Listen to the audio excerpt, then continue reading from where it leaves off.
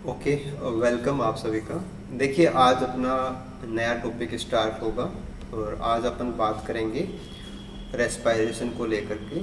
और जैसे फोटोसिंथेसिस एक मेजर टॉपिक है, वैसे ही रेस्पिरेशन भी एक मेजर टॉपिक है। हालांकि क्वेश्चंस ज़्यादा फोटोसिंथेसिस से ही आने चाहिए, बट इक्वली ये भी काफ़ी इम्पोर्टेंट है। बहुत सारे पॉइंट्स आएंगे, अपन एक एक करके सारी चीज़ों को सिंपली समझेंगे। देखो, अगर साधारण सा बोला जाए तो ऑर्गेनिक मैटर्स का जो टूटना है वो रेस्पिरेशन होता है। और ऑर्गेनिक मैटर का मतलब होगा, यहाँ पे प्लांट की बात हो जाएगी तो कार्बोहाइड्रेट। अब देखो, रेस्पिरेशन आपको एनिमल्स के रिगार्डिंग भी पढ़ना होता है, प्लांट्स के रिगार्डिंग भी पढ़ना होता है। तो अगर हम बात करें एनिमल्स की, तो एनिमल्स के अंदर जो कार्बोहाइड्रेट होगा वो मेनली अपन लेते हैं ग्लूकोज। लेकिन अगर हम सेम चीज़ अप्लाई करें प्लांट्स के लिए, तो प्लांट्स के अंदर जो कार्बोहाइड्रेट यूज होता है दैट इज सुक्रोज। तो मेन कंपाउंड क्या है उसको लेके डिफरेंस है ना। एनिमल सेल्स जैसे ह्यूमन बॉडी की बात करेंगे, ग्लूकोज काम में आता है। अगर हम प्लांट्स की बात करेंगे तो सुक्रोज अपन को काम में लेना है। हालांकि सुक्रोज बाद में टूटता है और इसके टूटने से ग्लूकोज बनता है और वो एज ए सबस्ट्रेट काम में आता है। बट स्टार्ट कहाँ से होता है पाथवे हमारा, या एज ए सबस्ट्रेट क्या काम में आता है, दैट इज सुक्रोज। ओके, इसके बाद में अगर हम दूसरे एंगल से बात करें तो अपन कह सकते हैं कि जो रेस्पिरेशन है वो एक ऑक्सीडेशन प्रोसेस है। ऑक्सीडेशन प्रोसेस है और वो भी हमारे जो ऑर्गेनिक मैटर्स हैं वो ऑक्सीडाइज होते हैं। ऑर्गेनिक कंपाउंड बोल दीजिए, तो ऑर्गेनिक कंपाउंड्स हैं वो ऑक्सीडेशन में जाते हैं ना। और ऑक्सीडेशन का मतलब होता है ब्रेकडाउन, और ब्रेकडाउन का ही मतलब होता है इलेक्ट्रॉन रिलीज होना। देखो, यहाँ पे आप ऐसे भी कंपेयर कर सकते हो कि रेस्पिरेशन फोटोसिंथेसिस का रिवर्स होता है। अगर आप फोटोसिंथेसिस को कंपेयर करें एक बार के लिए अपन रेस्पिरेशन से, तो जो प्रोसेस है वो ऑलमोस्ट रिवर्स है। जैसे यहाँ पे जो CO2 होती है उसका रिडक्शन होता है, क्योंकि जो आपके बहुत ही सिंपल से क्वेश्चन होते हैं वो ऐसी बातों से जुड़ते हैं। तो आपको पता होना चाहिए कि CO2 का रिडक्शन होता है और रिडक्शन से जो प्रोडक्ट बनता है वो होता है कार्बोहाइड्रेट। और यहाँ पे इलेक्ट्रॉन्स हैं वो यूज होते हैं, और ये इलेक्ट्रॉन कहाँ से आते हैं तो वो भी आप ध्यान दे सकते हैं कि कम फ्रॉम वाटर। अगर आप प्रोसेस को रिवाइज करें तो ऐसा है कि वाटर से इलेक्ट्रॉन निकलते हैं, वो जाते हैं PS सेकेंड को, फिर आप जेड स्कीम चलाएंगे और फाइनली जाएंगे NADP+ को, और उससे बाद में जाएंगे C3 साइकिल के अंदर NADPS काम में आता है। तो रियलिटी ये है कि इलेक्ट्रॉन्स हैं वो यहाँ पे जुड़ते हैं और CO2 के मॉलिक्यूल आपस में जुड़ेंगे, बॉन्ड फॉर्मेशन होती है, रिडक्शन है, इलेक्ट्रॉन काम में आते हैं, एनर्जी काम में आती है। हालांकि फोटोसिंथेसिस का एक साइड वे भी होता है, वो ये है कि यहाँ पे एटीपी फॉर्मेशन भी होता है। और फोटोसिंथेसिस में जो एटीपी बनता है उसको अपन बोलते हैं फोटो फॉस्फोराइलेशन।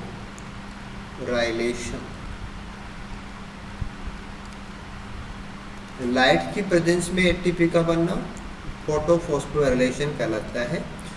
और फोटोसिंथेसिस के दौरान फोटो फॉस्फोराइलेशन की जो जगह होती है कि ये कहाँ बनता है, तो वो भी अपन को पता होना चाहिए कि वो लाइट रिएक्शन का मैटर होता है। और लाइट रिएक्शन है वो ग्रैनम के अंदर कंप्लीट होती है, यानी कि थाइलेकोइड मेम्ब्रेन से जुड़ा हुआ वो सिस्टम होता है। तो फोटोसिंथेसिस एक रिडक्शन प्रोसेस है मेनली। जो C3 साइकिल है उसको अपन रिडक्टिव फेज बोलते हैं ना। अगर हम सेम रेस्पिरेशन के लिए देखेंगे तो रेस्पिरेशन के अंदर जो हमारा कार्बोहाइड्रेट है वो टूटता है, उसका ऑक्सीडेशन होता है, यानी कि कार्बोहाइड्रेट टूटेगा, उसका ब्रेकडाउन होता है। तो जैसे कि प्लांट्स में अपन सुक्रोज बोल रहे हैं, एनिमल्स के अंदर जैसे कि ग्लूकोज लेंगे तो इनसे बनेगा CO2। और CO2 एक गैसेस फॉर्म में रिलीज होती है एनिमल्स के अंदर। हायर एनिमल्स के अंदर लंग्स सिस्टम आ जाता है, ब्लड सिस्टम आ जाता है, तो ब्लड के साथ डिजोल्व करके लंग से डिफ्यूज हो जाती है। प्लांट्स में ऐसा कुछ नहीं है। प्लांट्स में तो आपको स्पेशली और भी ध्यान देना है कि प्लांट्स के केस के अंदर रेस्पिरेशन में जो CO2 रिलीज होती है वो CO2 रीयूज हो जाती है, रीयूज इन फोटोसिंथेसिस। लेकिन आपको ध्यान देना वो कब, इफ लाइट इज प्रेजेंट, कि अगर पौधे के ग्रीन भागों की आप बात करेंगे और अगर लाइट प्रेजेंट है तो रेस्पिरेशन में जो CO2 निकलती है वो CO2 दोबारा से काम में आ जाती है, रीयूज हो जाती है। वो भी अपन ध्यान में देंगे। देखो रेस्पिरेशन के अंदर जब कार्बोहाइड्रेट टूटेगा तो इलेक्ट्रॉन्स रिलीज होते हैं और इलेक्ट्रॉन जो रिलीज होते हैं वो फाइनली जाते हैं, आप लिख सकते हैं, रीच टू ऑक्सीजन। और ऑक्सीजन उन इलेक्ट्रॉन्स को पकड़ के कन्वर्ट होता है वाटर में। तो आप कंपेयर कीजिए, फोटोसिंथेसिस चालू होता है पानी से और रेस्पिरेशन फिनिश होता है पानी पे ना। एक लाइट के ऊपर डिपेंडेंट प्रोसेस है, पानी के इलेक्ट्रॉन फोटो सिस्टम से चलते हैं और एनर्जी बनती है, कार्बोहाइड्रेट भी बनता है। रेस्पिरेशन के अंदर कार्बोहाइड्रेट टूटेगा, ब्रेकडाउन है, ब्रेकडाउन होगा तो इलेक्ट्रॉन निकलेंगे और सिस्टम में इलेक्ट्रॉन को जो एक्सेप्ट करता है वो होता है ऑक्सीजन, इलेक्ट्रॉन एक्सेप्टर। तो थोड़ा सा आप ऐसे भी कह सकते हैं कि रेस्पिरेशन की प्रोसेस के अंदर जो ऑक्सीडेंट है दैट इज ऑक्सीजन, कि किसी के इलेक्ट्रॉन को लेने वाला ऑक्सीडेंट है। और जो कंपाउंड ऑक्सीडाइज होता है ऑक्सीडाइज जो कंपाउंड होगा दैट इज कार्बोहाइड्रेट। तो रेस्पिरेशन के अंदर कार्बोहाइड्रेट हैं, ऑक्सीडाइज होते हैं और उनको ऑक्सीजन ऑक्सीडाइज करती है। देखो ये जो सारी प्रोसेस अपन पढ़ेंगे उसमें अपन बाद में ये समझेंगे कि एनर्जी बनाई जाती है, एनर्जी प्रोडक्शन होता है और एनर्जी प्रोडक्शन होता है in the form of ATP. तो रेस्पिरेशन के अंदर सिंपली कहेंगे तो ऐसा है कि फूड से एटीपी बनता है, और फोटोसिंथेसिस में कहेंगे तो ऐसा है कि लाइट से एटीपी भी बनता है और लाइट से कार्बोहाइड्रेट भी बनता है। अगर लाइट से एटीपी की बात करेंगे तो ये फोटोफॉस्फोराइलेशन है। अगर फूड से एटीपी बनने की बात करेंगे तो ये ऑक्सीडेटिव फॉस्फोराइलेशन है।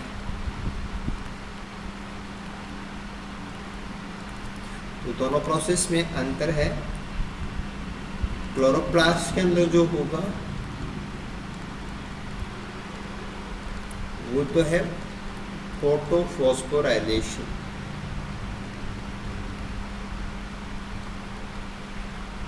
और माइटोकॉन्ड्रिया के अंदर जो होता है दैट इज ऑक्सीडेटिव फॉस्फोराइलेशन। एक तीसरा और होता है वो है सबस्ट्रेट लेवल फॉस्फोराइलेशन। इसका मतलब होता है रिएक्शन के दौरान, जैसे कहीं कोई रिएक्शन है और उसमें एनर्जी रिलीज होती है और वो रिलीज एनर्जी अगर वहाँ एडीपी एंड पीआई प्रेजेंट होते हैं तो एटीपी के अंदर काम में लगती है, वो होता है एसएनपी।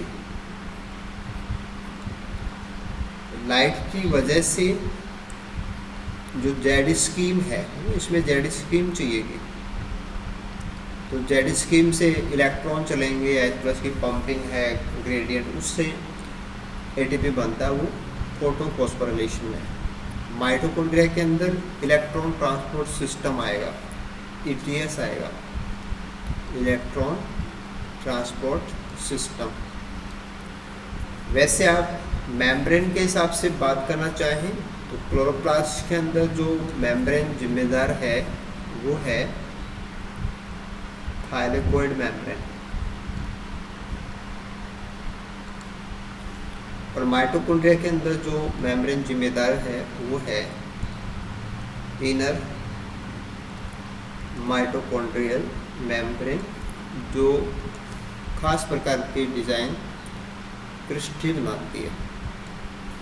तो एटीपी का बनना यानी कि फॉस्फोराइलेशन दो प्रकार का होता है, फोटोसिंथेसिस वाला फोटो है और माइटोकॉन्ड्रिया वाला ऑक्सीडेटिव है। दोनों का कनेक्शन मेम्ब्रेन से है, और जब आपका मैटर मेम्ब्रेन से जुड़ जाता है तो फिर आपका एक क्वेश्चन आता है, और वो क्वेश्चन आता है chemo osmotic hypothesis.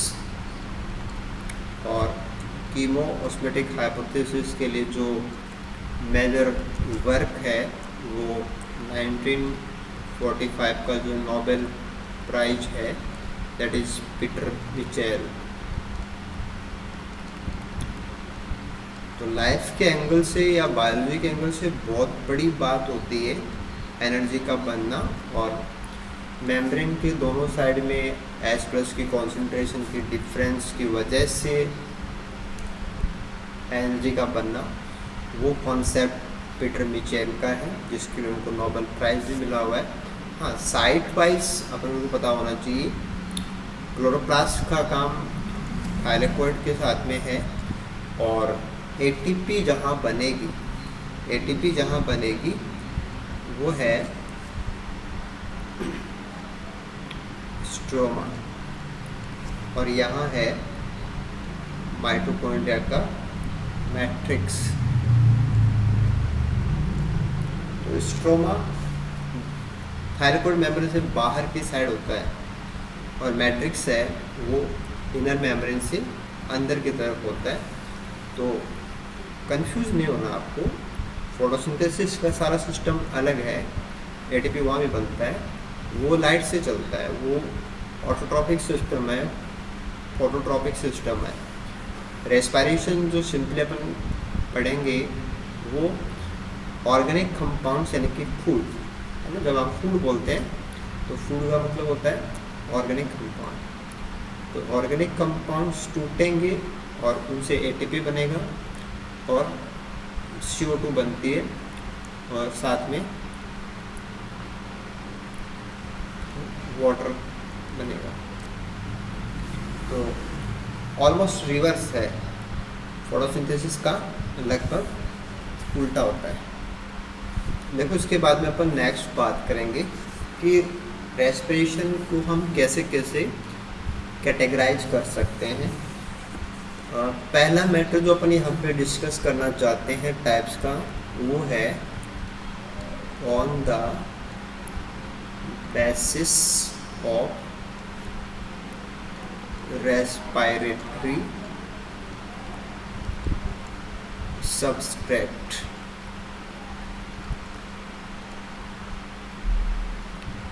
Respiratory substrate को आप हिंदी के अंदर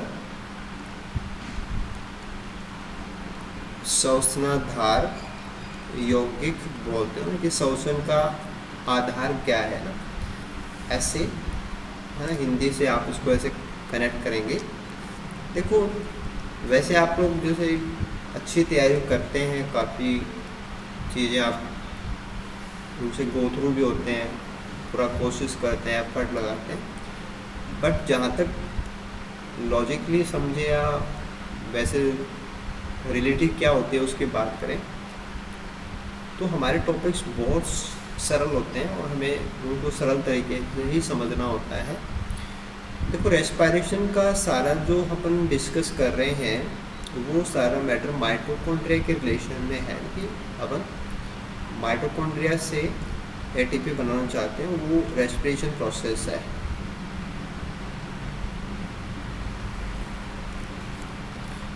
और जो माइटोकॉन्ड्रिया होता है वो पावर हाउस है ना, अपन सारे आराम से इस चीज़ को बहुत अच्छे से जानते हैं कि इसको अपन पावर हाउस बोलते हैं। वैसे ये पावर हाउस जैसे अपन बुक्स में पढ़ते हैं वहाँ से लगता है कि भाई एटीपी बनते हैं, ऐसा लगता है कि एटीपी प्रोड्यूस होता है। वैसे क्या है कि जो हमारा घर में जो चूल्हा होता है ना, जहाँ पे अपन लकड़ियाँ जलाते हैं, वुड उसको अपन जलाते हैं तो उससे हीट बनती है, ऊष्मा रिलीज होती है। लकड़ी को जलाएंगे तो ऊष्मा प्राप्त होगी, ऊष्मा जनरेट होती है। सिर्फ इतना सा है कि लकड़ी को चूल्हे में जलाते हैं वो भी रेस्पिरेशन है, लेकिन उसको अपन रेस्पिरेशन नहीं बोलते, उसको अपन कंबशन बोलते हैं, दहन बोलते हैं। बाय प्रोसेस सेम ही चीज़ होती है। इसमें क्या होता है कि जो एनर्जी है वो लॉस्ट हो जाती है। बस अगर आपने लकड़ियाँ जला के छोड़ दी तो वो राख में कन्वर्ट हो जाएंगी और उनकी ऊष्मा है वो वायुमंडल के अंदर खो जाएगी। लेकिन जब माइटोकॉन्ड्रिया वाले सिस्टम की बात करते हैं तो वहाँ पे जो हीट है वो एटीपी में कन्वर्ट हो जाती है। तो बायोलॉजी का यही महत्व है कि सिस्टम के अंदर ऐसे कंपोनेंट हैं जो भौतिक प्रक्रियाएं होती हैं उनको जीव के लिए फ़ायदा कैसे हो उसमें कन्वर्ट कर देती है। तो माइटोकॉन्ड्रिया एक ऐसा डिवाइस है कि उससे आप एटीपी बना सकते हो। अब हमारा कैटेगराइजेशन है वो किन किन चीज़ों पे होता है उसको भी अपन समझते हैं। देखो, जीव सबसे पहले जिस चीज़ को जलाना चाहते हैं या कंज्यूम करना चाहते हैं वो होता है कार्बोहाइड्रेट। एनिमल्स भी और प्लांट्स भी दोनों ही जहाँ तक संभव होता है कार्बोहाइड्रेट से एनर्जी बनाते हैं। कार्बोहाइड्रेट के बाद में वो फैट या फैटी एसिड्स हम उनको कंज्यूम करते हैं और फाइनली जो प्रोटीन्स हैं वो कंज्यूम किए जाते हैं। इनके पीछे अलग अलग लॉजिक होते हैं कि जो प्रोटीन्स हैं उनमें नाइट्रोजन होता है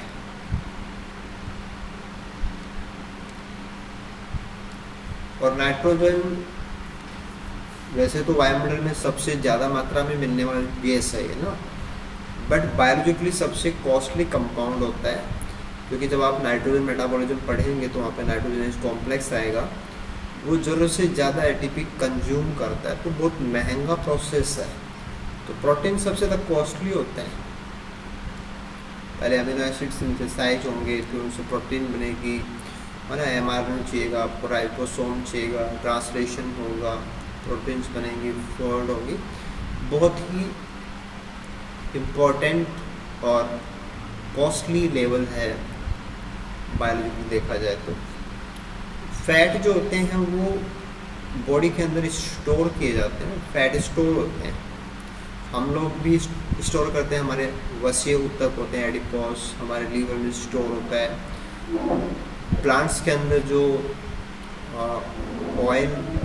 ऑयली जैसे आप ऑयल कंटेनिंग प्लांट्स की बात करेंगे जिनसे अपन को ऑयल प्राप्त होता है, तो वो अपने कॉटलेडन्स के अंदर, सीड्स के अंदर इसको स्टोर करते हैं कि फैट स्टोर होता है।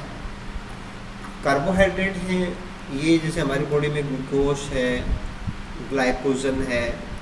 प्लांट्स में आएंगे तो प्लांट्स के अंदर जैसे एक तो फ्लोएम के अंदर जो है वो तो हो गया सुक्रोज, जो वहाँ पे फ्रीली अवेलेबल है। और स्टोर की बात करेंगे तो है स्टार्च। देखो अपन लोग क्या है कि अपन लोग इसे पे यूज करते हैं ग्लूकोज, कि हमारे ब्लड में होता है ग्लूकोज, और अगर हम खाना नहीं खाएं तो हमारे लीवर में जमा होता है ग्लाइकोजन। तो प्रोसेस सेम ही है कि अपन लोग जब सब कुछ ठीक होता है तो ब्लड का ग्लूकोज बर्न करते हैं। प्लांट्स वैसे ही क्या करेंगे, फ्लोएम का सुक्रोज बर्न करते हैं। जैसे हमारा ब्लड है उसमें ग्लूकोज होता है, वैसे पौधों के ब्लड का मतलब फ्लोएम का सैप है उसमें सुक्रोज होता है, और जमा जो स्ट्रक्चर है वो स्टार्च है, और हमारी बॉडी में जो जमा चीज़ है दैट इज ग्लाइकोजन। तो अगर कोई भी ऑर्गेनिज्म कार्बोहाइड्रेट को बर्न करता है या फैट को बर्न करता है ना, या तो कार्बोहाइड्रेट बर्न हो या फैट को अगर वो बर्न करे, एक तो ये ऑप्शन हो सकता है, या तीसरा ऑप्शन हो सकता है कि वो प्रोटीन्स को बर्न करे। तो रेस्पिरेशन के लिए सबस्ट्रेट क्या इस्तेमाल हो रहा है?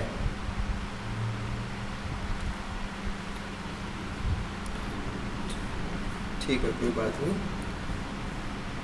तो अगर रेस्पिरेटरी सबस्ट्रेट 1 और 2 वाले हैं, है ना, तो इसको अपन बोलते हैं फ्लोटिंग रेस्पिरेशन।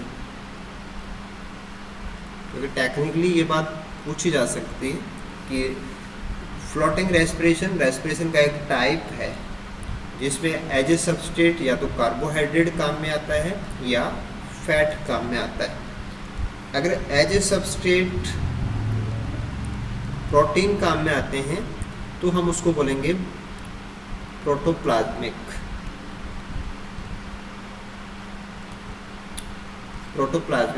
रेस्पिरेशन।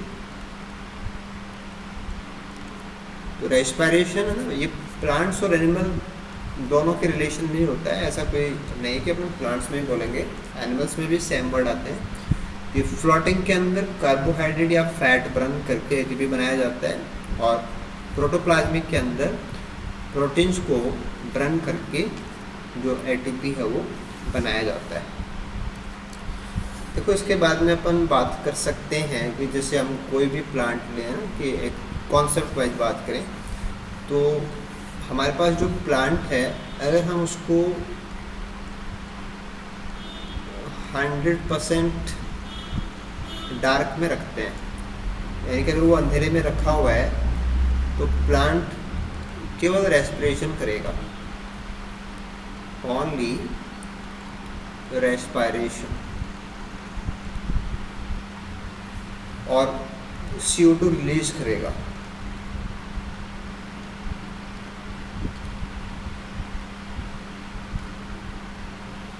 अगर हम प्लांट को लाइट देते हैं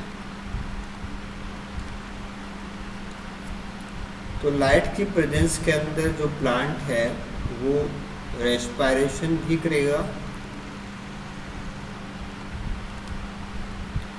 प्लस फोटोसिंथेसिस भी करेगा। दोनों प्रोसेस होंगी। रेस्पिरेशन में CO2 रिलीज होती है और फोटोसिंथेसिस में CO2 यूज होती है, और साथ में आप लिख सकते हैं कि रेस्पिरेशन में O2 कंज्यूम होती है और फोटोसिंथेसिस में O2 रिलीज होती है। तो लास्ट टॉपिक फोटोसिंथेसिस में अपन ने पढ़ा था कि लाइट कंपनसेशन पॉइंट होता है, light compensation point.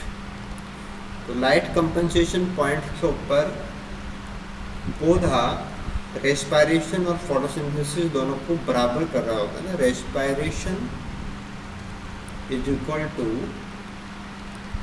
Photosynthesis. Respiration में जितना CO2 बर्न हो रहा है, फोटोसिंथेसिस में उतना ही CO2 काम में दे रहा होता है। तो पौधा 0 कार्बोहाइड्रेट इकट्ठा कर रहा होता है, 0 कार्बन एसिमिलेशन। लेकिन उसके बाद में अगर हम लगातार लाइट देंगे तो पौधा लाइट कंपनसेशन पॉइंट को क्रॉस कर देगा और फिर उसमें फोटोसिंथेसिस की जो रेट है वो काफ़ी ज़्यादा होती है रेस्पिरेशन के कंपैरिजन के अंदर।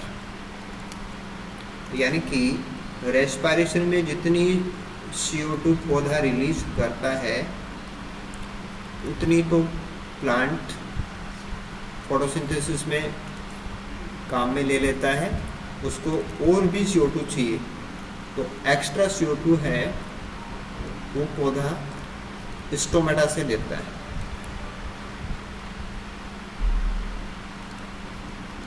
तो आप कंप्लीट डार्क से लाइट की तरफ जाएंगे तो रेस्पिरेशन, फोटोसिंथेसिस, कंपनसेशन पॉइंट है ना, इन सारे चीज़ों को अपन ध्यान दे सकते हैं कि ऐसा कोई भी कंक्लूजन निकालना हो तो अपन ऐसे कर सकते हैं।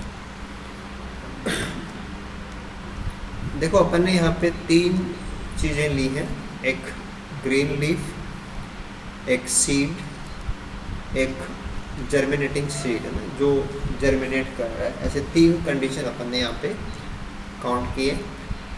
अपन रेस्पिरेशन रेट को कंपेयर करना चाहते हैं। इसको ऐसे भी आप समझ सकते हो कि ऑक्सीजन कितनी कंज्यूम्ड हो रही है वो भी रेस्पिरेशन की रेट ही है, या अपन कहें कि CO2 कितनी रिलीज हो रही है वो भी रेस्पिरेशन ही काउंट होगा ना। रेस्पिरेशन में आप कैसे बोल सकते हो ऑक्सीजन काम में कितनी आ रही है वो भी रेस्पिरेशन है, CO2 रिलीज कितनी हो रही है ये भी रेस्पिरेशन है। तो आप लोग आंसर देना चाहेंगे कि तीनों में से हाईएस्ट रेस्पिरेशन कहाँ हो रहा है?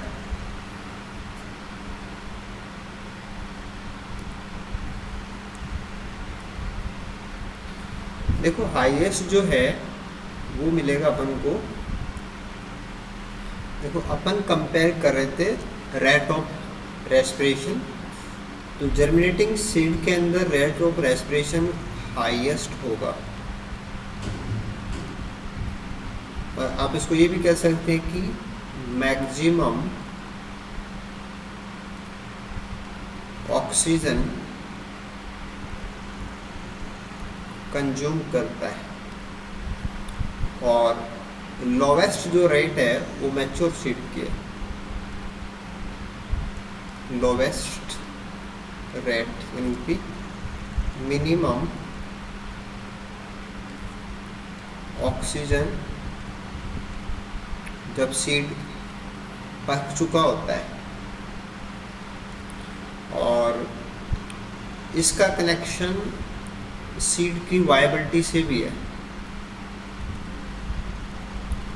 लाइफ और लॉन्जिविटी कि सीड जो है वो डोरमेंट हो जाते हैं, डोरमेंट स्टेज है वो। तो डोरमेंट का मतलब डेड नहीं होता है, जिंदा होता है, लेकिन मेटाबॉलिक एक्टिविटी लो हो जाती है, बिल्कुल से स्लो डाउन। तो मैच्योर सीड जो अपन स्टोर करते हैं, किसी भी पर्पज़ से, मान लो कि आपने सीड को इकट्ठा कर रखा है तो अपन कई सालों तक स्टोर करते हैं, डोरमेंट कंडीशन है। रेस्पिरेशन लोवेस्ट लेवल पे होता है, जर्मिनेटिंग सीड में हाईएस्ट लेवल पे होता है, और ग्रीन लीफ है ये तो मीडियम कंडीशन है। तो कि डिपेंड करता है कि रेट ऑफ फोटोसिंथेसिस, लाइट की क्या हालत है, उस पर डिपेंड करेगा, अकेले इसका मामला नहीं है। डिपेंड ऑन लाइट, यानी कि फोटोसिंथेसिस साथ में रहता है। सीड्स में लाइट का कोई कनेक्शन नहीं है, क्योंकि ग्रीन नहीं है, फोटोसिंथेसिस से कोई कनेक्शन नहीं होता है। देखो इसके बाद में हम एक और लेवल पे कैटेगराइज कर सकते हैं कि एरोबिक रेस्पिरेशन और एनएरोबिक रेस्पिरेशन। एरोबिक का मतलब है ऑक्सीजन यूज होगी, एनएरोबिक का मतलब है ऑक्सीजन काम में नहीं ली जाएगी। टेक्निकली अपन कह सकते हैं कि जहाँ ऑक्सीजन काम में आएगी वो कंप्लीट ऑक्सीडेशन है, कंप्लीट ऑक्सीडेशन कह सकते हैं, और जहाँ पे ऑक्सीजन नहीं है वो है इनकम्प्लीट। इनकम्प्लीट ऑक्सीडेशन, तो इनकम्प्लीट है इसका मतलब पार्शियल है, वो आंशिक रूप से ऑक्सीडेशन हुआ है, पार्शियल ऑक्सीडेशन है। इसके बाद में ये चीज़ अपने आप ही आ जाएगी कि एरोबिक के अंदर आपको ऑक्सीजन काम में लेनी है तो माइटोकॉन्ड्रिया मस्ट है। तो माइटोकॉन्ड्रिया के बिना हम नहीं कर सकते, और एनोरेबिक के अंदर माइटोकॉन्ड्रिया नहीं चाहिए, माइटोकॉन्ड्रिया नॉट इन्वॉल्व्ड, क्योंकि बॉडी के अंदर चाहे प्लांट का हो या एनिमल का हो, ऑक्सीजन को काम में लेने का केवल सिस्टम जो काम करता है दैट इज माइटोकॉन्ड्रिया। इसके बाद में अगर हम एनर्जी लेवल पे इस चीज़ को समझें तो अपन यहाँ पे लिख सकते हैं कि हमारा जो कार्बोहाइड्रेट है C6H12O6, जब उसका कंप्लीट ऑक्सीडेशन होता है तो उससे जो प्रोडक्ट बनेंगे 6CO2 6H2O plus 673 kilo calorie energy. तो अमाउंट कितनी है, एक तो ये आप ध्यान दें एक प्रोडक्ट क्या बनता है, वो है कार्बोहाइड्रेट, सॉरी कार्बन डाइऑक्साइड। इसमें केवल एक कार्बन है और ऐसे 6 मॉलिक्यूल बनते हैं। तो हमारा जो C6 है उसके पूरे टुकड़े हो जाते हैं, इसलिए आप इसको बोलते हैं कंप्लीट ऑक्सीडेशन। सिमिलरली अगर हम इनकम्प्लीट पे जाकर के देखें तो इनकम्प्लीट की जो प्रोसेस है उसमें हमारा जो कार्बोहाइड्रेट है C6H12 है और 6 और ऑक्सीजन काम में नहीं आ रही है, वो कन्वर्ट होकर के अल्कोहल बनाएगा।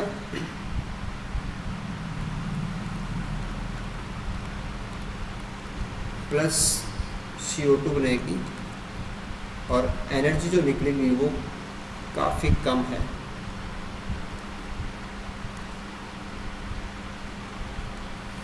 तो जब माइटोकॉन्ड्रियल सिस्टम काम में आएगा तो कंप्लीट ब्रेकडाउन हो जाएगा और एनर्जी की अमाउंट है वो 673 किलो कैलोरी है। जबकि अगर आप माइटोकॉन्ड्रिया काम में नहीं लेते हैं, ऑक्सीजन काम में नहीं आती है, एनारोबिक है, तो पार्शियल ही है।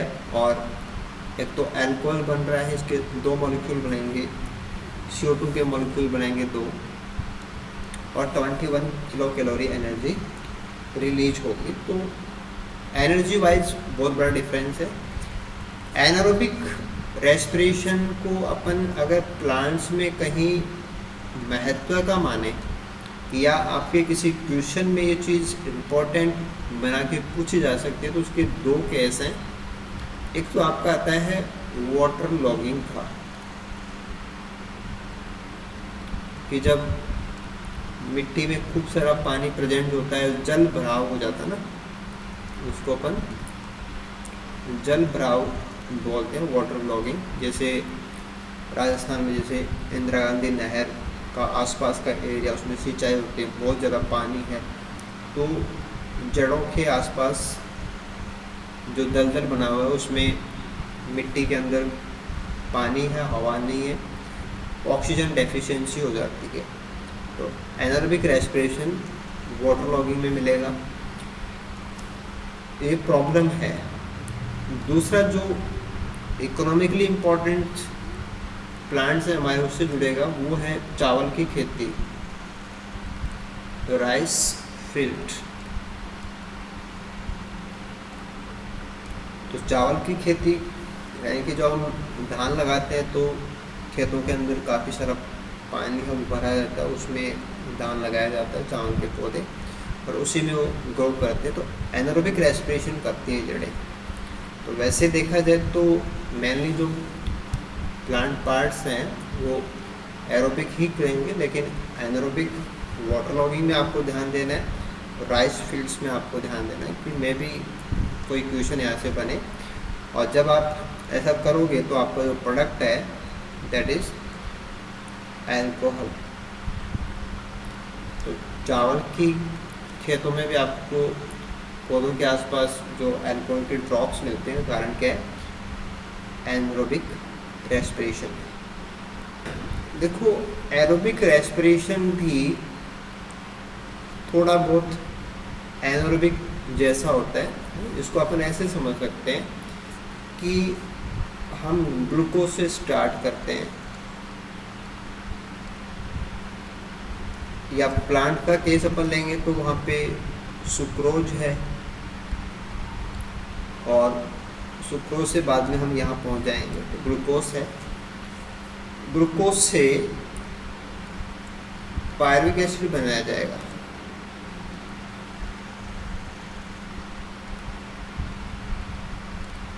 देखो ग्लूकोज 6 कार्बन का होता है, पायरुविक एसिड 3 कार्बन का होता है। तो ग्लूकोज से अगर हम पायरुविक एसिड तक पहुंचते हैं तो इतनी प्रोसेस को अपन बोलते हैं ग्लाइकोलाइसिस। This is glycolysis.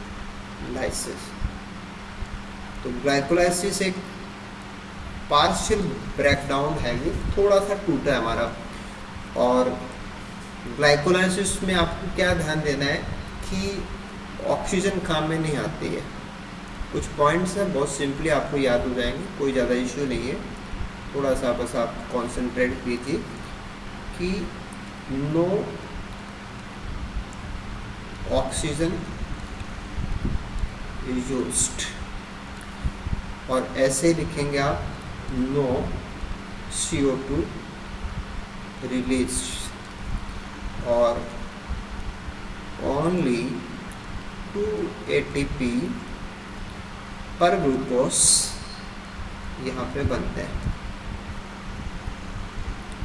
तो ग्लाइकोलाइसिस जो कि रेस्पिरेशन का पहला पार्ट है, और बाई साइड भी याद रखेंगे कि ये साइटोप्लाज्म में होता है, इसका माइटोकॉन्ड्रिया से कोई कनेक्शन नहीं है,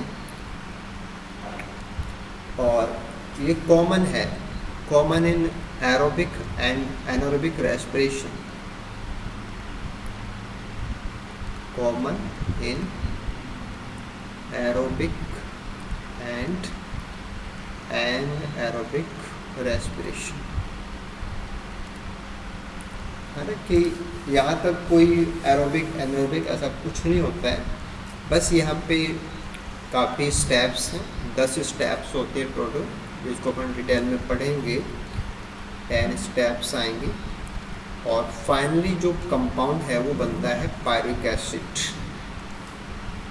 तो पायरुविक एसिड का कन्वर्जन ग्लाइकोलाइसिस है, डिटेल में पढ़ेंगे तो वहाँ से नेक्स्ट क्लास में अपन समझेंगे कि इसको ग्लाइकोलाइसिस नाम क्यों दिया गया, और नाम इसके क्या है वो भी अपन समझेंगे। अभी एक ओवरव्यू अपन देख रहे हैं। अब जो पायरुविक एसिड है, उस पायरुविक एसिड से 2 लाइन हो सकती है। एक लाइन जाएगी हमारी एसिटिल कोएंजाइम ए को, और उससे बाद में जाएगा ट्राई कार्बोक्सिलिक एसिड साइकिल यानी कि TCA, और यहाँ माइटोकॉन्ड्रिया काम में आता है।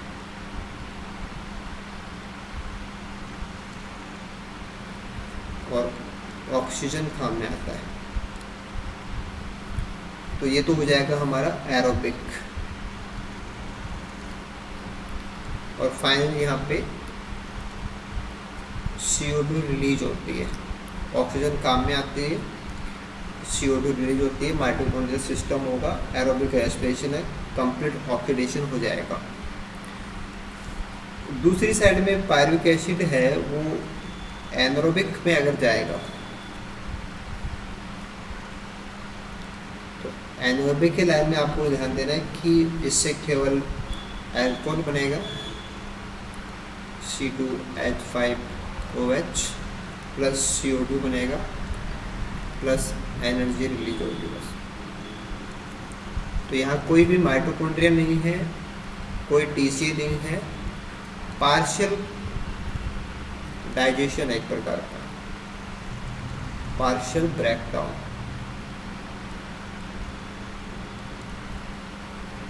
और एनारोबिक रेस्पिरेशन है ना, इसको अपन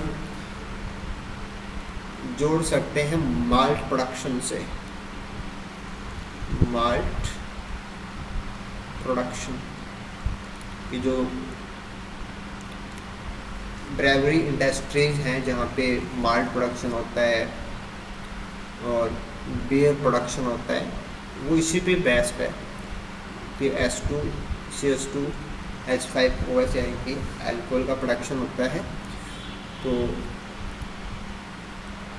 दूसरा कनेक्शन इसका बेकरी से, ब्रेड प्रोडक्शन, जो खाने की ब्रेड है, ब्रेड इंडस्ट्री, ब्रेड इंडस्ट्री के अंदर काम में आता है CO2, और ब्रेवरी इंडस्ट्री में काम में आता है अल्कोहल। लेकिन ये दोनों एनारोबिक रेस्पिरेशन है, इसको अपन फर्मेंटेशन भी बोलते हैं।